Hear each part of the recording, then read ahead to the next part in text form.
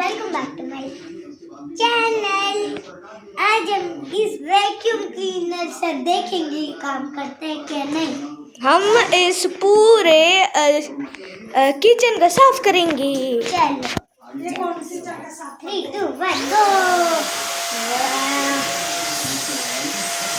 दिखाओ मुझे। अरे बाप रे। चैनल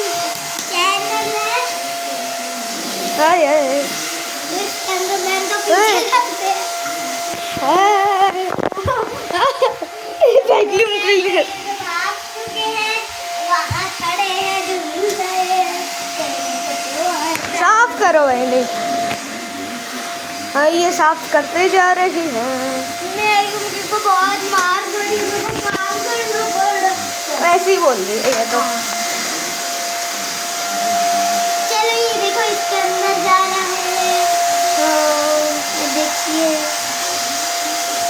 भाई नहीं, खत्म करो ये वीडियो, खत्म बंद करो।